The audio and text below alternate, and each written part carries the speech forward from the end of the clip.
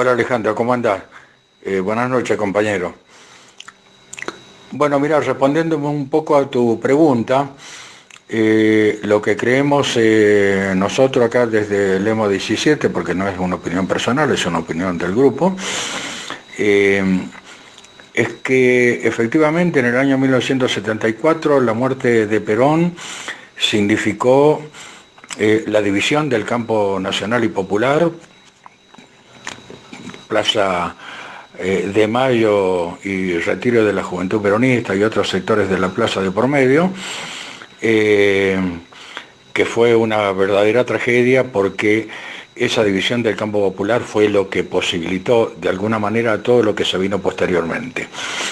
Lamentablemente Perón se da cuenta de eso un poco tarde, hay varios testimonios, es más, yo en ese momento tenía información directa de compañeros como con los que militaba, como Rodolfo Waldo, Berbisky, qué sé yo, Bonazo.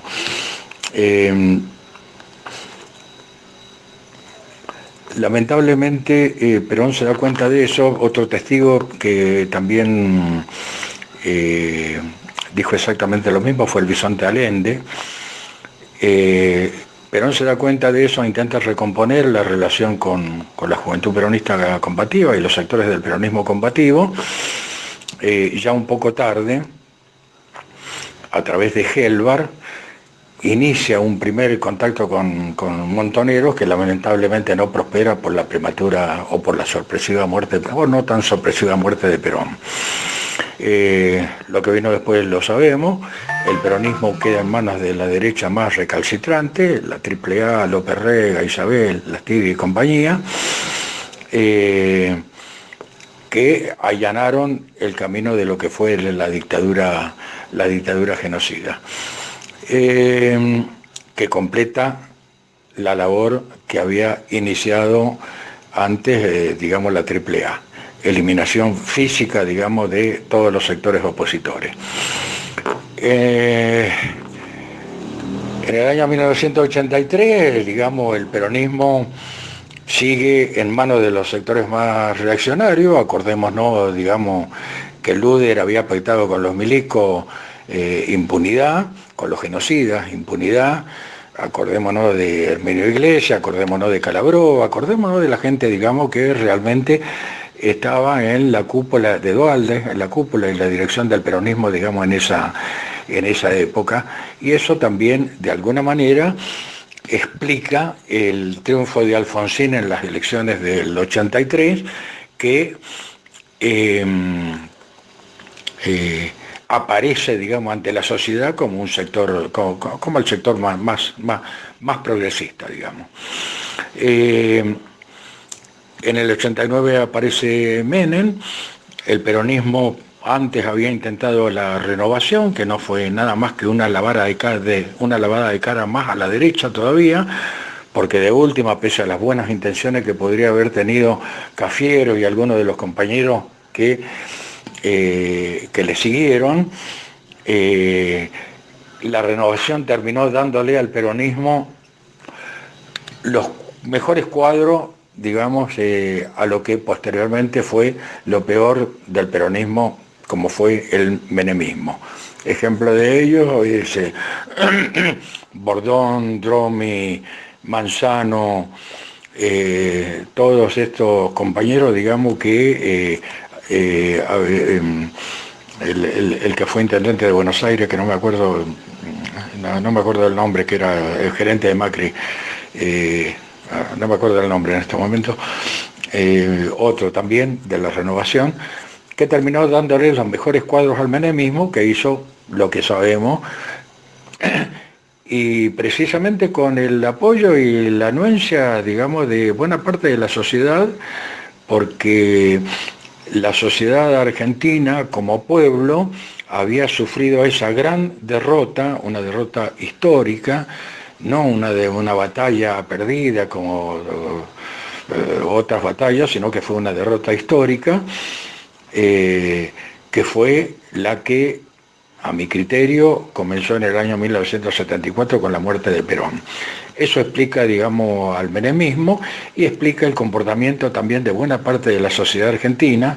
Fíjate vos, digamos, de que hasta hace muy poquito tiempo atrás, Bussi, Patti, Rico ganaban elecciones, tenían el apoyo de la gente. Es decir, la derrota ocasionó, digamos, una derechización de la sociedad que en el caso del peronismo, durante el gobierno de Menem, se tradujo, digamos, en aquel apoyo, digamos, que el conjunto de la sociedad prestó, digamos, a las privatizaciones y toda la política neoliberal.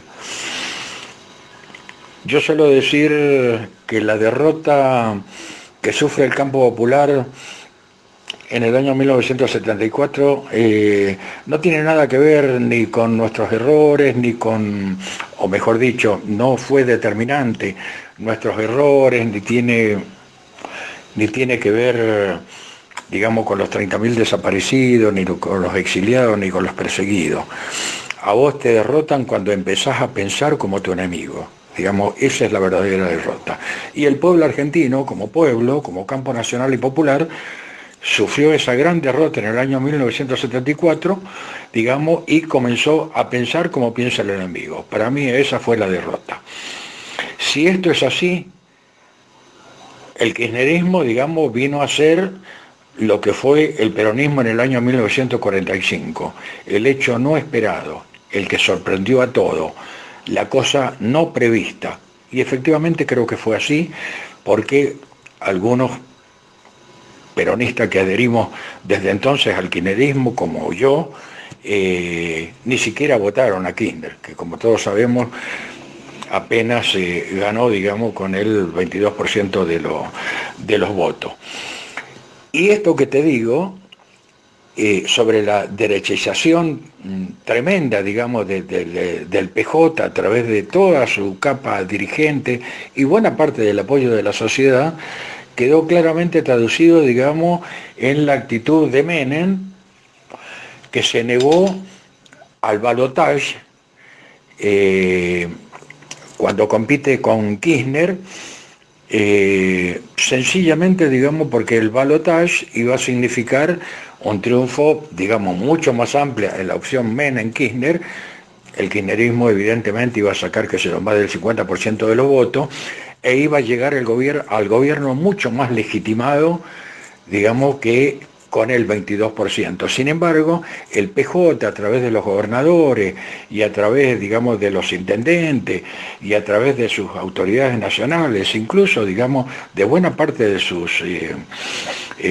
dirigencia sindical, avaló esto, no hizo nada y permitió, digamos, que Kirchner llegara muy debilitado, apenas con el 22% de los votos. Por suerte el flaco, digamos, fue un compañero curtido en estas cosas, con una tremenda habilidad política, y bueno, pudo ir revirtiendo todo esto, y tuvimos, digamos, 12 años donde algunas cosas se pudieron hacer y otras no. ¿Por qué digo esto? Primero por la circunstancia, digo. Yo creo que cuando uno mira la coyuntura, la debe medir, digamos, o la debe mirar desde dos aspectos fundamentales. Una desde el presente, desde la situación actual, que es la foto, digamos, y la otra, hay que medir también la coyuntura en términos históricos. Y para medir la coyuntura en términos históricos, digamos, eso se mide por décadas. No es una cuestión, digamos, de días ni de años, sino de décadas. Si esto es así, y si efectivamente en el año 74, como yo digo, el pueblo argentino sufrió una gran derrota de la que viene recomponiéndose, el kirchnerismo, digo, significó parar, digamos, ese retroceso que venía experimentando el campo nacional y popular. Acordémonos de que en el medio, digamos, un sector importante del peronismo, buena parte del peronismo, te diría yo, apoyó la alianza de la Rúa Chacho Álvarez, y que peronistas como Chacho Álvarez y otros 4 compañeros del FREPASO, Frente Grande y otras organizaciones estuvieron ahí, digamos, como modo de enfrentar al menemismo. Si esto es así, estos 12 años fueron, digamos, de reconstrucción del campo nacional y popular. Y efectivamente yo creo que eso ocurrió así, y desde ese punto de vista yo creo que el kirchnerismo cumplió bastante bien. Durante todo ese periodo se pudo reconstruir, digamos, lazos solidarios, se reconstruyeron valores, se comenzó a dejar atrás un poco el individualismo. Por supuesto, digamos, el rol del Estado cambió sustancialmente y por sobre todas las cosas, digamos, se comenzó a privilegiar a los sectores más vulnerables. Bueno, esto que sabemos, digamos, que fue el peronismo, y se comenzó, digamos, un incipiente proceso de industrialización, digamos, a través de la ciencia aplicada, las nuevas tecnologías y todo eso, rubro en el que, por supuesto, todavía estamos muy atrasados.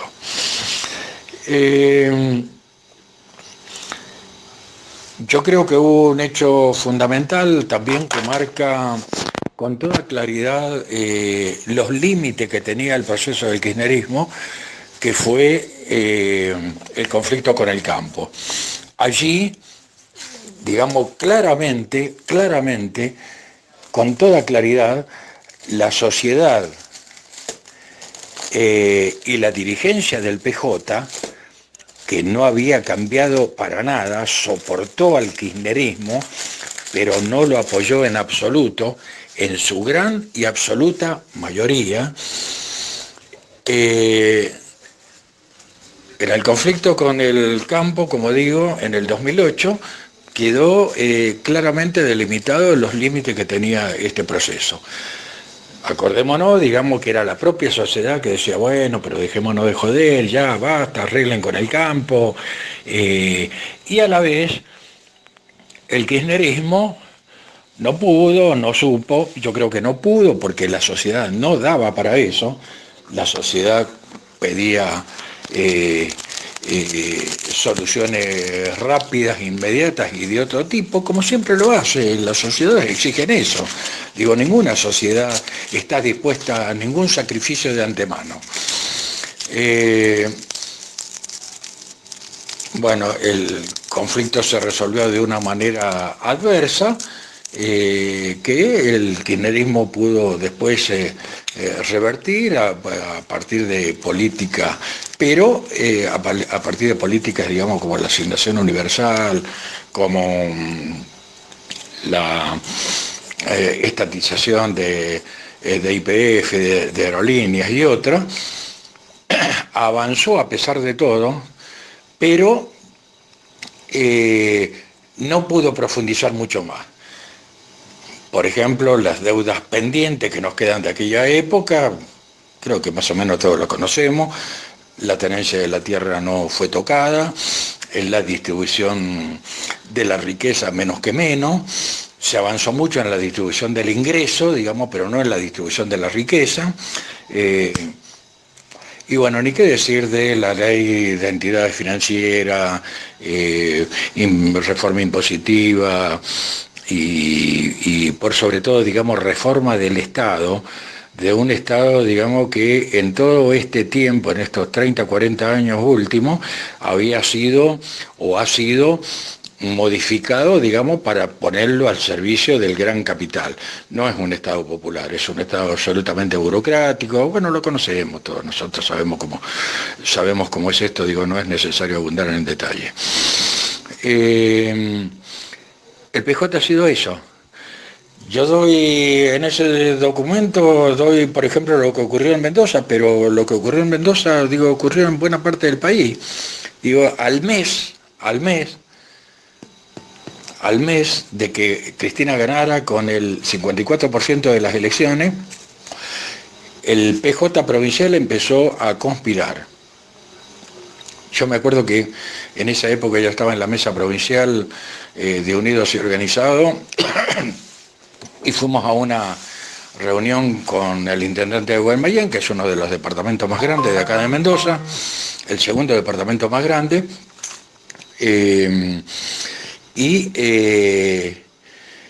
allí el intendente, que además era vicepresidente del PJ de la... Bueno, prosigo, espero que esta vez no se me borre, se me borró todo lo que había 2 veces. Bueno, esto que decía, en la mesa de unidos y organizados de con el intendente de Guaymallén, que era vice del PJ, el tipo con la excusa, digamos, de que, bueno, no vamos a permitir que nos digiten los candidatos, después de todo...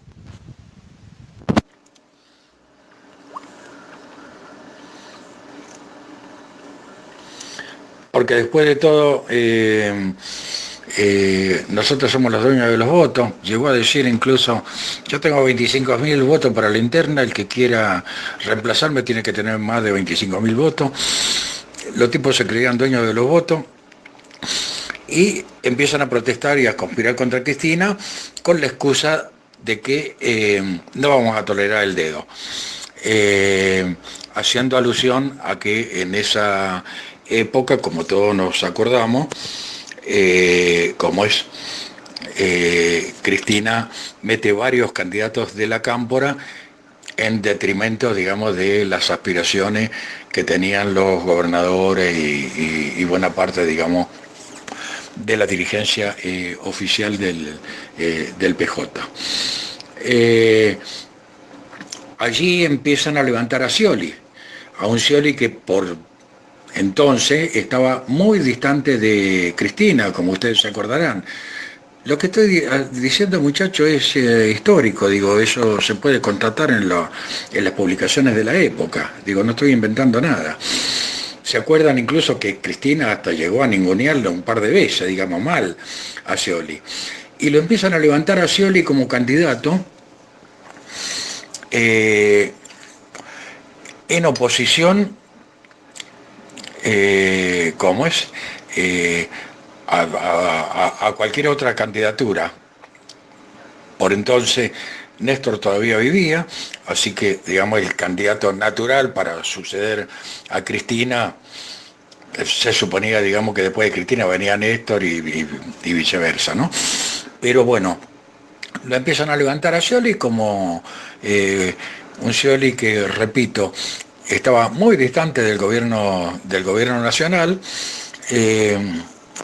y al que finalmente Cristina termina, digamos, por aceptar, porque de no ser así hubiera sido también echarse en contra a todos los gobernadores y todos los intendentes. Pero ojo, lo acepta después de hacer lo mismo que un par de meses atrás hizo con Espinosa y con Lamagario en La Matanza, después de convencerlo, sustraérselo al otro sector y atraerlo, digamos, para las filas propias. Esta situación o este papel que juega el PJ explica, como digo, también los intentos, intentos a mi modo de ver, pero intentos al fin, digamos, que el kirchnerismo intenta hacer fuera del PJ. El primero de ellos fue la Concertación, que como sabemos fracasa con la deserción de Cobo y de los radicales, digamos que habían participado en todo eso, lo que deja un saldo chiquito, digamos, pero que deja un saldo a favor del kirchnerismo. Después el kirchnerismo intenta lo propio con Compromiso K, y finalmente que también fracasa, porque todos esos armados eran de arriba para abajo, digamos, y con gente poco recomendable, pero bueno, y después intenta armar la cámpora, que como Alejandro vos te acordarás muy bien, porque creo que en esa época militamos juntos en la CNP, intenta armar la cámpora con los jóvenes o con la juventud, digamos, de las organizaciones del kirchnerismo. por un lado el ombliguismo nuestro de las organizaciones del kirchnerismo y por el otro lado la débil propuesta de Néstor, que era una propuesta general muy amplia. Yo me acuerdo que los compañeros cuando nos contaban, digamos, uno de los compañeros nuestros, el Miguel Chicho Wolski, comentaba que le preguntó a Néstor, bueno, ¿y cómo empezamos? Y Néstor le dijo, empiecen por leer a Jaureche. Y los pendejos se cagaban de risa, porque eran compañeros, este compañero particularmente sociólogo, venía de toda la militancia de que anterior, de los cacerolazos, de las asambleas, y lo mandan a leer a Jaureche. Bueno, finalmente la Cámpora, como todos sabemos, emerge o capitaliza, digamos, toda esa militancia juvenil que no estaba integrada a nada, que aparece después de la muerte de Kirchner, como ese, y que constituye, digamos, la fuerza juvenil, digamos, del kirchnerismo. Es importante, ¿cómo es? El papel entonces que juega en la Liga de los Gobernadores desde entonces, porque en el año 83, también después de la derrota electoral, se forma la Liga de Gobernadores, creo que fue en el año 85, que como poseedora del poder territorial, dicen ellos, y juntamente arrastrando de sí tras los intendentes provinciales, intenta imponerle condiciones a Néstor. Néstor, por supuesto, las rechaza, porque eran condiciones, digamos, propias de ese sector, entre ellas, digamos, no enfrentar abiertamente, digamos, a los sectores más reaccionarios, es decir, una política laica como la que venía haciendo, como la que hizo en general el peronismo, digamos, a partir del año 1955, digamos, en cada una de las provincias, y que repitió, digamos, cuando tuvo el poder nacional con Menem, o una parte del poder, cuando ese poder fue compartido, digamos, con sectores de los radicales en la alianza. La Liga de Gobernadores intenta, como digo, imponerle condiciones a Néstor. Néstor no las acepta y lo enfrenta a Duhalde, digamos, cada uno a través de sus respectivas damas, digamos. Duhalde con Chiche como candidato y Néstor que la pone a Cristina. Como se sabe, Cristina lo derrota, con lo cual, digamos, eso fue una derrota de la Liga de los Gobernadores. Desde entonces vienen los resquemores que los gobernadores tienen con el kirchnerismo.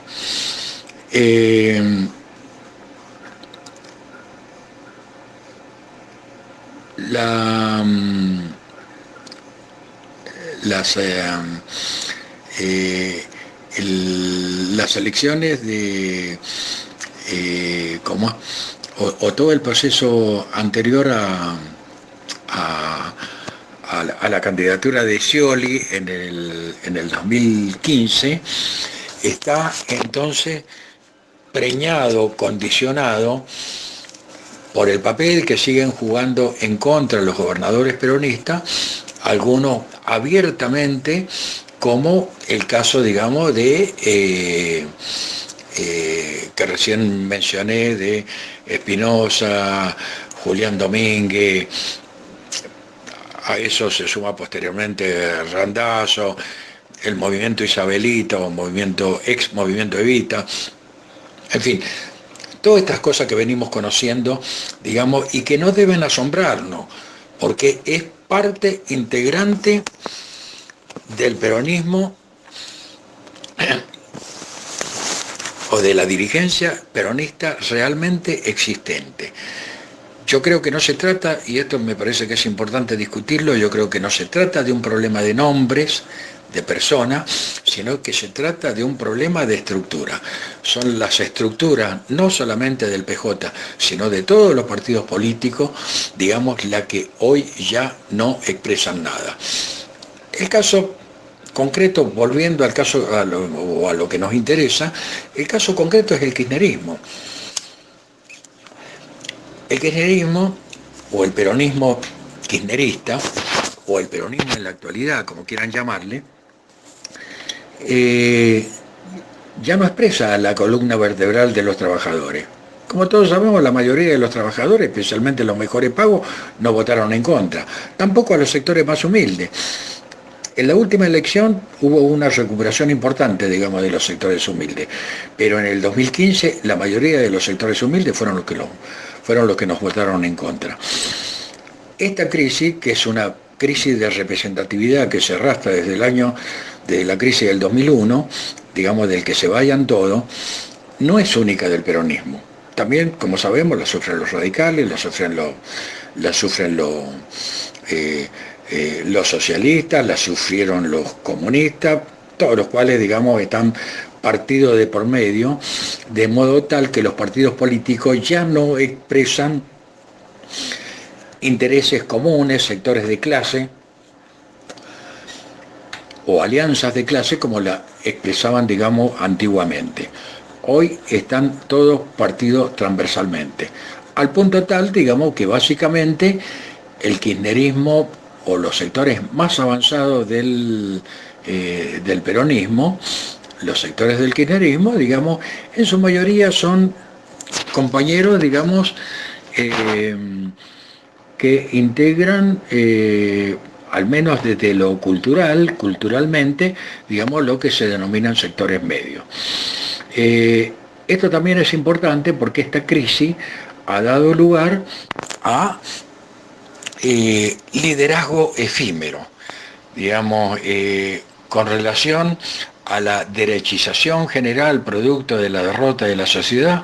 Es importante recordar, digamos, que hace apenas, 7, 8 años atrás, Rico, Bussi, como es Patti, ganaban elecciones y tenían el apoyo de la gente. También en ese, en ese mismo sentido, muchos de esos liderazgos efímeros, digamos, que surgieron, entre ellos estos, digamos, demoraron o duraron muy poco tiempo. Todos nos acordamos que sea el caso más emblemático, sea el del Chacho Álvarez, el de la Meijide, que eran, digamos, figuras de primerísima línea, digamos, en el año 2001, y de lo cual, digamos, hoy lamentablemente nadie se acuerda ni siquiera para putearlo. Otro caso emblemático es el caso de Narváez. Y el último, quizás el más reciente, es el caso de Massa. Es decir, creo que todas estas son características, digamos, que nosotros tenemos que tener en cuenta al construir, porque de alguna manera son expresiones de esa crisis de representatividad que todavía no se ha resuelto, y menos aún dentro del peronismo. Lo prueba, digamos, la existencia de Randazzo, de Massa, de Pichetto, de Urtubey, de qué sé yo, del movimiento Evita, todo este tipo de cosas. Es decir, la sociedad sigue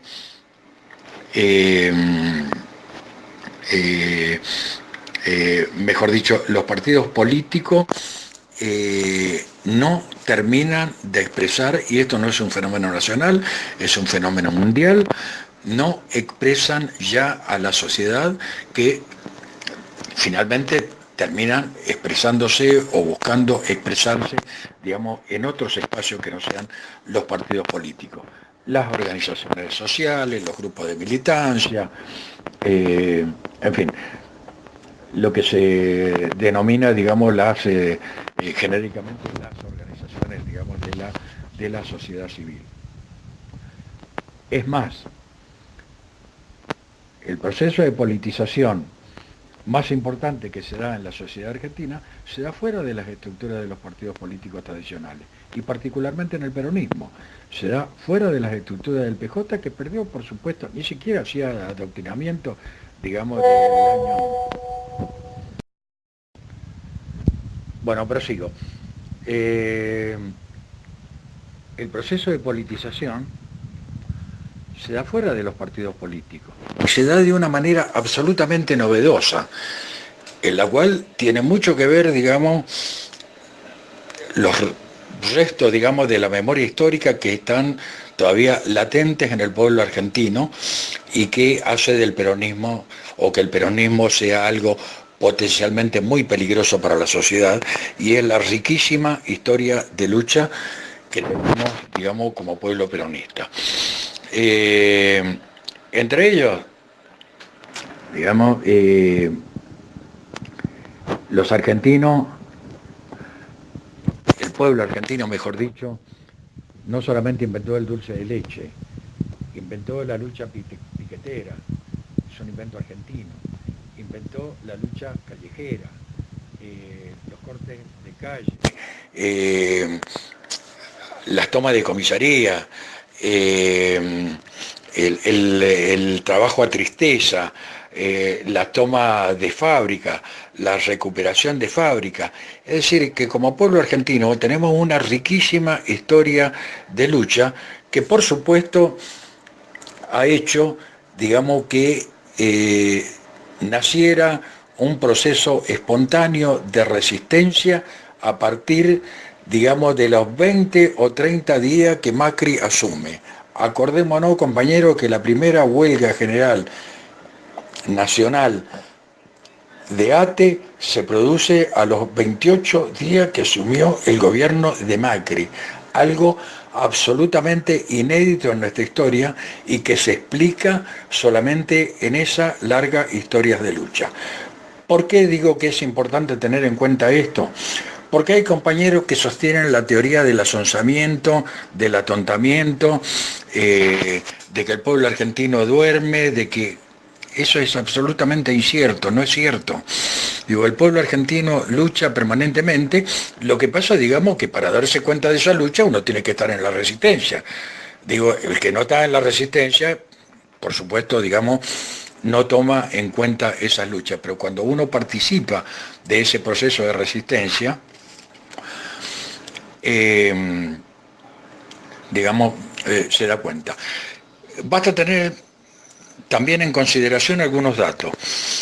Durante en lo que va del año, se han producido un promedio de 8 cortes por día, solamente en la capital federal y en Gran Buenos Aires. Esto es inédito, además de todas las cosas que sabemos. Manifestaciones, marcha con 300, 400, 500.000 compañeros, que básicamente significaron, digamos, un parate a las políticas de Cambiemos y, creo yo, esto es muy importante tenerlo en cuenta, un mensaje de hasta dónde el pueblo argentino está dispuesto a retroceder. Y hubo cosas muy claras. En primer lugar, por ejemplo, fue en la política de derechos humanos, donde las multitudinarias marchas que se hicieron con relación, digamos, al 2 por 1 y últimamente por el caso Maldonado, el pueblo argentino demostró que hasta ahí estaba dispuesto a tolerar, que más de eso no estaba dispuesto a retroceder. En el caso de la educación, por ejemplo, las multitudinarias marchas que se hicieron, donde se logró articular tanto a los docentes primarios, secundarios, universitarios, privados, alumnos, como en fin, todo lo que constituye la comunidad estudiantil, incluso la reivindicación del boleto estudiantil, digamos, por parte de primarios y secundarios. Eh, Toda esa marcha multitudinaria quedó aglutinada en la defensa de la educación pública y laica, digamos, otro parate que significó, digamos, que fue significativo, que fue muy importante en relación a la política de Cambiemos. Yo creo que hubo también otra cosa sumamente importante, que fue la detención, la pretendida detención arbitraria de Eve de Bonafini. ¿Se acuerdan? Donde espontáneamente la gente salió a la calle y evitó la dispersión. Eso son cosas extraordinarias, digamos, son ejemplos de lucha que a veces lo vemos, lo captamos, digamos, y como leemos la noticia se nos pasan rápidamente de la cabeza. Eso indica, digamos, la elevación del nivel de conciencia del pueblo argentino, digamos, como yo creo que no lo tiene ningún otro pueblo, me animaría a decir, en buena parte del mundo, pero particularmente digo para no ser grosero, por lo menos digamos en Latinoamérica. En este proceso de resistencia, entonces, que inicia el pueblo y que se va a agudizar y que por supuesto no hace todo el pueblo, porque es una parte importante del pueblo. Nunca, digamos, en la sociedad, los que pelean fundamentalmente, esto es típico, es común a todos los procesos de resistencia, los que pelean, digamos, son los sectores afectados. En general, en el caso del pueblo argentino, hay muchísimos otros sectores que no están afectados directamente, digamos, por las medidas, es decir, que no fueron despedidos, que a lo mejor les tocó el tarifazo, pero de último pueden llegar a pagarlo, que no pasan hambre, pero que, digamos, se han solidarizado con toda esa situación, digamos, y han producido este fenómeno importante, que es que el movimiento nacional y popular vuelva a ser un movimiento de masas. ¿Qué es lo que creo que está faltando a ese movimiento de masa? Cuadro. Digamos, militante le sobra. Militante de brocha gorda, como yo digo, hay un montón. Lo que le falta, digamos, son cuadros. ¿Por qué? ¿Por qué creo esto? En primer lugar, digo, porque toda derrota provoca una dispersión. Digo, esto es importantísimo. Digo, para ubicarnos bien en lo que yo quiero decir, ubiquémonos en la derrota que San Martín sufre en Cancha Rayada. Digamos, la derrota provoca el desbande. Digo, el enemigo te persigue, digamos, y uno trata de salvarse, digamos, como se pueda. La resistencia, en todo caso, digamos, es individual, como se puede, digamos, como la entiende en una primera parte, digamos, solamente por los afectados, pero después, digamos, en nuestro caso, en el caso que estamos analizando del pueblo argentino, tiende a generalizarse, por esto que digo yo, de la solidaridad y otras cosas que se recuperaron en estos 12 años de gobierno kirchnerista. Cuando se produce esa derrota, ubiquémonos en Cancha Rayada, digamos, es necesario encontrar un punto, digamos, para parar la dispersión, donde reagrupar, donde juntarnos, digamos, todo eso que rajó, que disparó, que huyó como pudo, que se defendió como pudo, es necesario que se encuentren en un punto concreto, digamos, para desde ahí poder reorganizar la cosa. Bueno, ese punto es Cristina. Ese es el papel fundamental que está jugando Cristina y que yo creo que hay que tenerlo muy presente, porque no lo juega ningún otro sector, y menos aún tratando de aglutinar a aquellos sectores que resisten o aquellos sectores que son claramente opositores al régimen de Cambiemos. El otro punto de unidad que tiene el campo opositor o que resiste es mucho más flojo, es el rechazo digamos, a las políticas que impera el macrismo. Pero bueno, dentro de ese rechazo, digamos, hay un poco de todo. Por supuesto, digamos, qué sé yo, doy el ejemplo de Mendoza, qué sé yo, un tipo que es bien de la derecha, uno de los intendentes, bien de la derecha, Bermejo, que quiere ser intendente, qué sé yo, no tiene más remedio que oponerse, digamos, a algunas cosas del gobierno de Cobo. Pero lo hace, digamos, porque quiere ser el futuro gobernador de la provincia. No lo hace, digamos, porque esté convencido, ni lo hace por eso digo que dentro del rechazo hay una variedad eh, que no es la misma que la gente que se aglutina alrededor, digamos, de Cristina, que en estos momentos, y más allá de lo que realmente sea su figura, digo, en este caso yo creo que no importa si lo que es Cristina, lo que dice Cristina, lo que hace o lo que deja de hacer.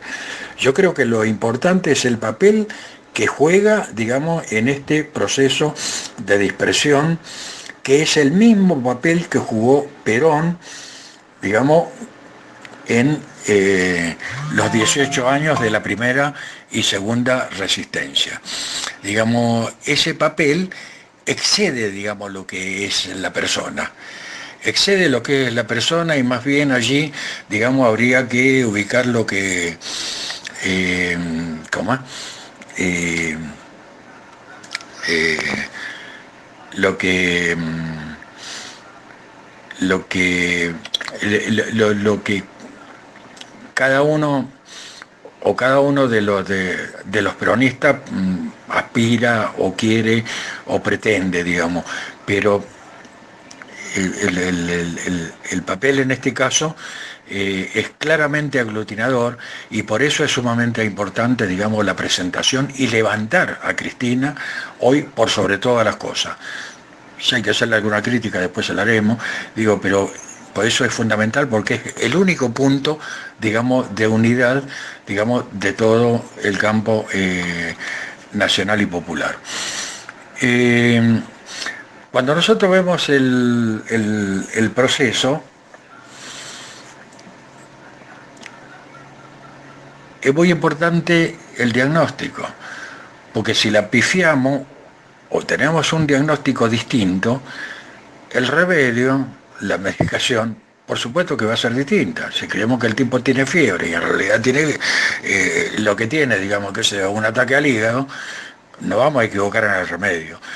Digo, el primer paso para frenar la dispersión es tener un diagnóstico claro, compartido, que puede tener matices, por supuesto no tiene que ser el único, puede haber matices, digo, pero claro en lo fundamental, que es lo que nos va a permitir poder desarrollar, digamos, políticas comunes. Y esas políticas comunes tienen que trasuntarse de alguna manera en un proyecto de poder compartido, que sin ser antagónico con lo que plantea la conducción, lo complemente, lo ayude, lo empuje si es necesario, y si también llega a ser necesario, hasta que lo pueda trascender en el tiempo. Porque Cristina, como Perón, digamos, tiene limitado, digamos, su tiempo de vida útil. Entonces, cuando uno hace un diagnóstico o mira simplemente la realidad, se encuentra con algunas cosas que yo creo que son importantes, que es importante destacar. Esto lo vemos en las marchas. Hay miles de compañeros, millones diría yo, de compañeros a lo largo y a lo ancho del país que no están organizados. Es necesario organizar a esos compañeros. A esos compañeros somos los que nosotros tenemos que dirigirnos, digamos, en primer lugar, tratando de organizarnos, tratando de politizarnos, tratando de clarificarnos, tratando de discutir, digamos, todas estas cuestiones. En segundo lugar, el proceso de resistencia crea nuevos cuadros y militantes nuevos. que son la única posibilidad de recambio transformador, revolucionario, entiéndase. Son la única posibilidad porque cuando la militancia se construye de arriba hacia abajo, con el carguito, con el sueldo o con la prebenda, es fácil, pero después cuando llega la época de la pala, de la época de la vaca flaca, se borra como ha ocurrido. Yo creo que todos tenemos ejemplos de cientos de compañeros, miles de compañeros diría yo, que fueron empleados, que fueron favorecidos por las políticas anteriores y que hoy están borrados, digamos, de la militancia. Pero afortunadamente la militancia crea nuevos militantes, permanentemente es una cantera de militantes, a los cuales, digamos, hay de alguna manera que integrar a toda esta lucha. Y va a venir, esa cantera nos va a proporcionar mucho más militante todavía si, como esperamos, digamos, empiezan a concretarse todas estas políticas de ajuste, digamos, que el gobierno con toda claridad y con toda sinceridad, incluso ahora, digamos, ha anunciado que aplicará. Digo, es ahí el papel nuestro. Allí con ello es donde nosotros tenemos que ir construyendo, digamos, un proyecto de poder. Un proyecto de poder, insisto, que no sea antagónico con lo que plantea la conducción, pero que lo trascienda, que lo complemente, que lo empuje si es necesario. ¿Cómo se construye ese proyecto de poder? Únicamente compartiendo el diagnóstico, únicamente compartiendo una táctica y una estrategia medianamente común y, por sobre todo, con cuadros clarificados, porque si lo que tenemos son militantes confundidos, cuando llegamos a la masa, lo único que vamos a hacer va a ser transformar nuestra confusión, digamos, a otros compañeros. Y vamos a distribuir confusión en lugar de distribuir claridad. Por eso yo creo que es sumamente importante aprovechar esta etapa para la formación de cuadros. Porque ese proyecto de poder solamente lo pueden construir cuadros que tengan absolutamente clarificadas las cosas, que no se confundan, que no se vayan por las ramas, que no esperen cosas que no sean posibles en esta etapa, digamos, y que se aboquen, sí, a una tarea principal, que en épocas de resistencia consiste en tratar de unir todos esos sectores que están peleando de manera, digamos, desperdigada, de manera separada, tratar de unirlo, digamos, detrás de objetivos comunes. Insisto, porque no es lo mismo conversar con doña Rosa, digamos, para convencerla, que conversar con un delegado de fábrica o conversar con un compañero referente de una pequeña o mediana organización barrial o provincial, digamos, y tratar de discutir con ellos. Para ello necesitas discutir estas cosas.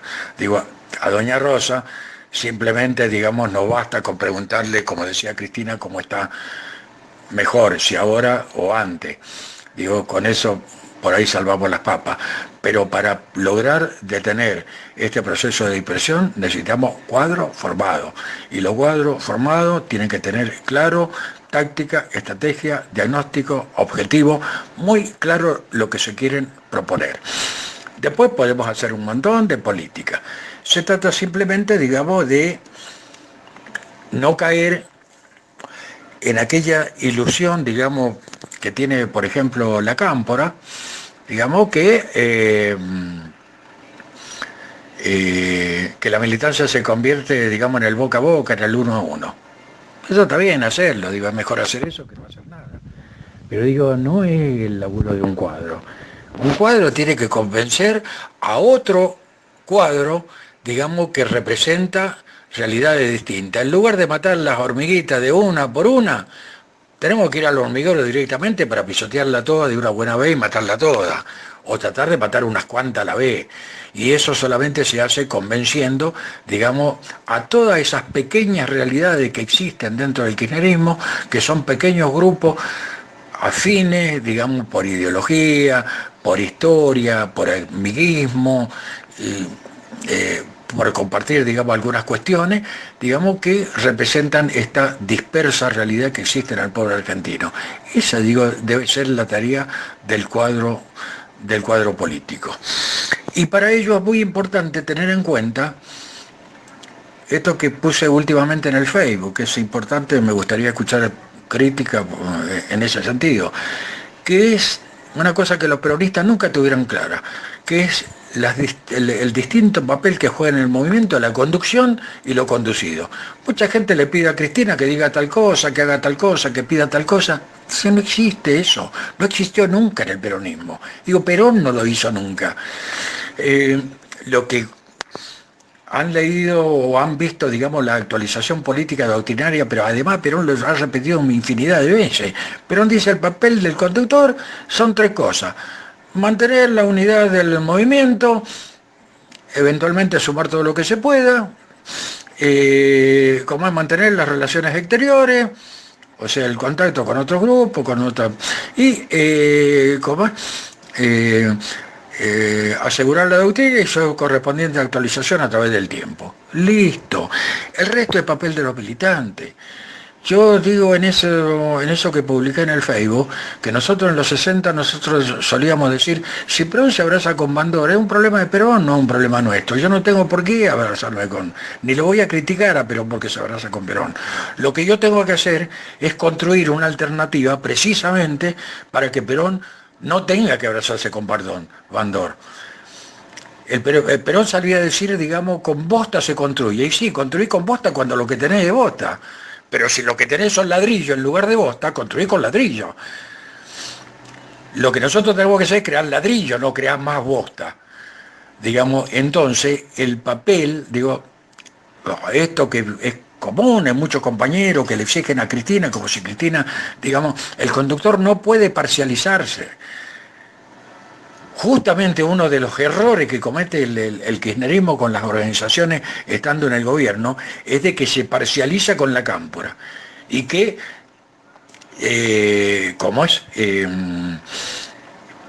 como consecuencia de eso, digamos, lo que genera es bronca o hasta algunos rencores, digamos, de parte de las otras organizaciones, digamos, que se ven relegadas.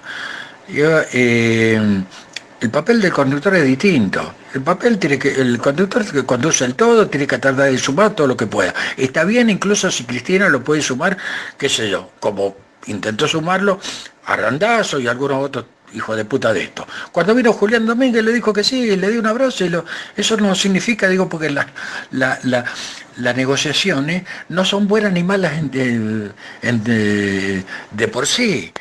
Digo, depende de lo que se negocia y depende fundamentalmente, digamos, quién tiene la manija. Y en este caso, como la manija que tenía Cristina, digamos que venga.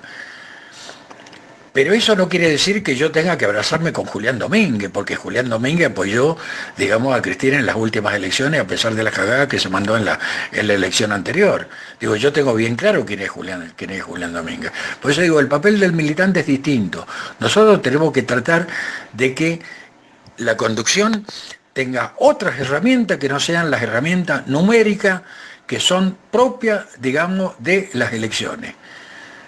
Como decía un compañero en algún momento, tenemos que sacarnos la urna que tenemos en la cabeza. Las elecciones son una consecuencia, se gana o se pierde una elección por todo un proceso que existe anteriormente. La elección es la foto, digamos, todo el proceso anterior es la película completa. Si llegamos mal a un proceso electoral, el resultado electoral no va a ser bueno, tiene que ser necesariamente malo. Y si aceptamos, como dice, o como planteaban algunos, qué sé yo, que venga Massa, que venga,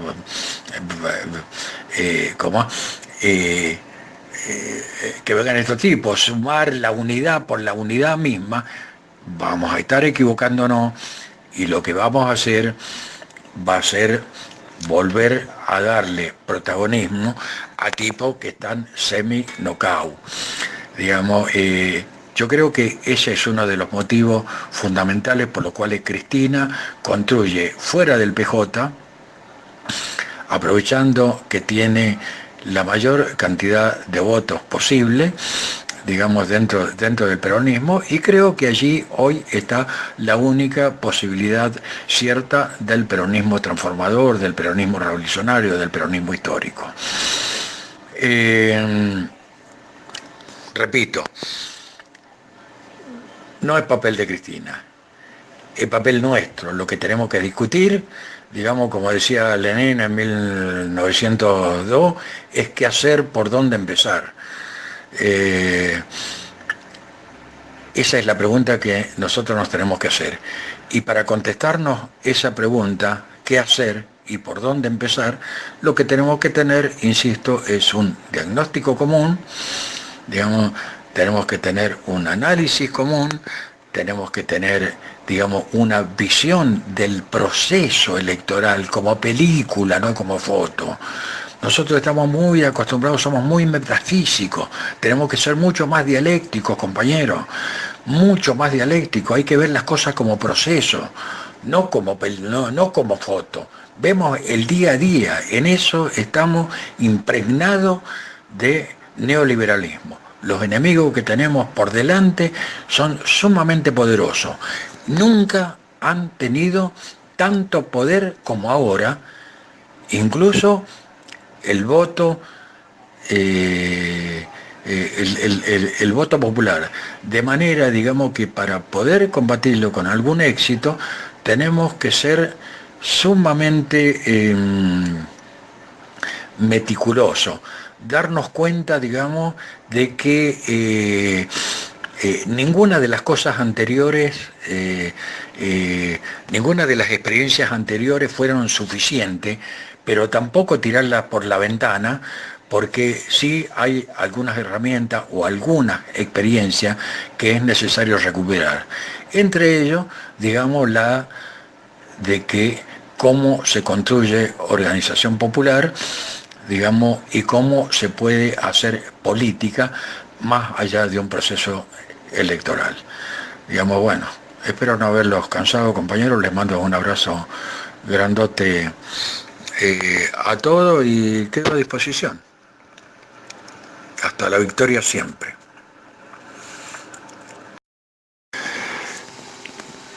Che, como dice, compañeros, como dice una cueca mendocina, se me ha calentado el pico y ya ni San Pedro me para. Bueno, a mí se me calentó el pico.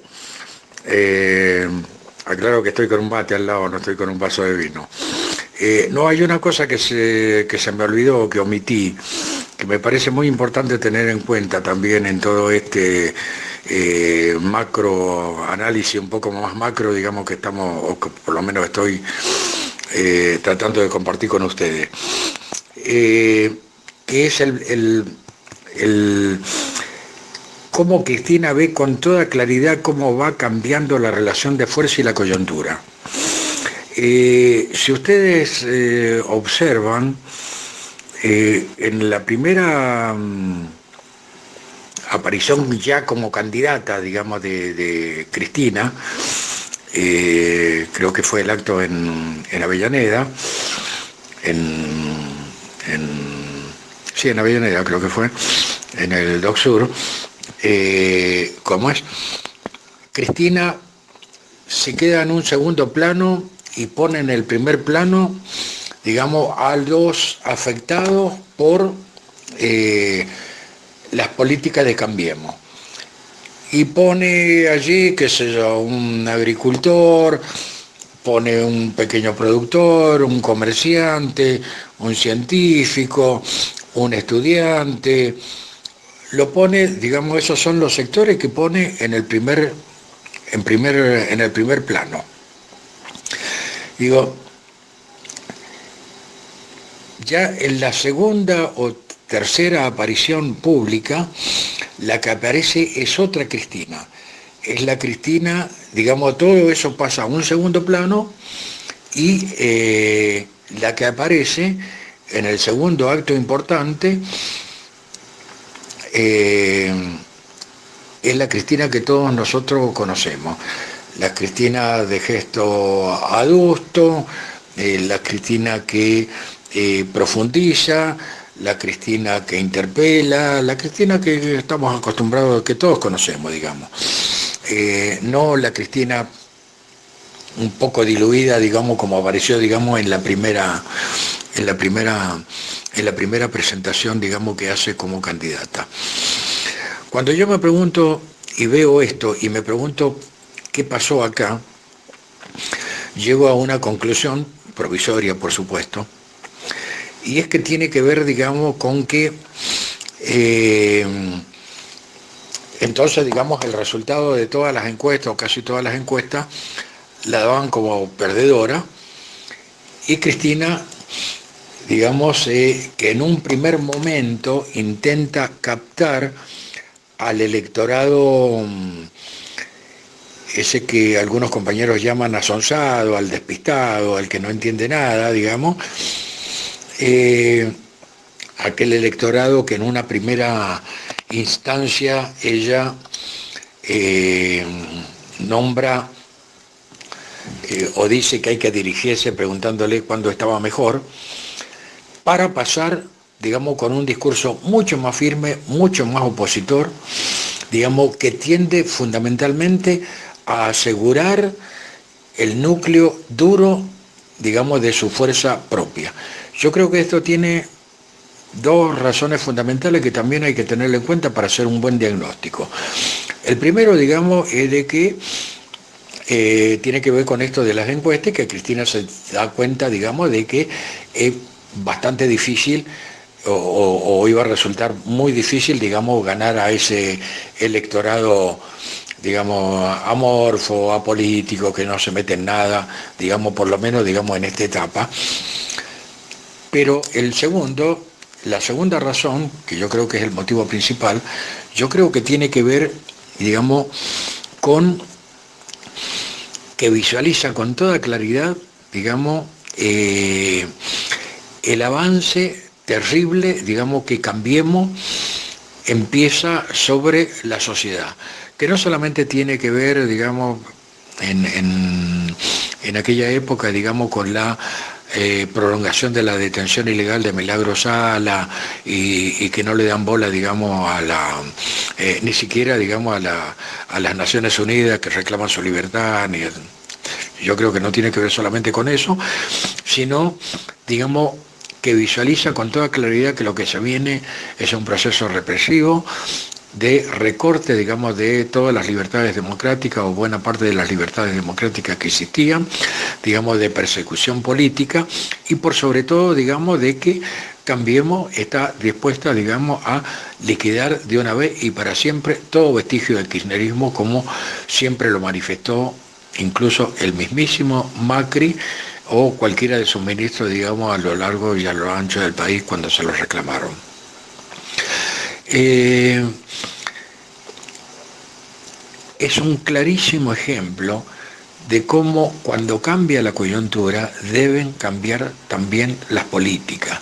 Nosotros hacemos política como si la coyuntura no existiese, como si todo fuera lo mismo, como si todo fuera como épocas de elecciones, donde hay que ganar a uno, donde hay que ganar. Digo, eso es un gravísimo error de la militancia. Muestra, digamos, el nivel escaso que tiene nuestra militancia política. Digo, se hace política en función de las necesidades que demanda cada coyuntura. Y eso me parece que Cristina lo visualizó con toda claridad, como excelente cuadro político y de conducción que es, e inmediatamente cambia su discurso. Y cambia incluso hacia la misma forma de la campaña. Primero Cristina parece dialoguista, una familiera,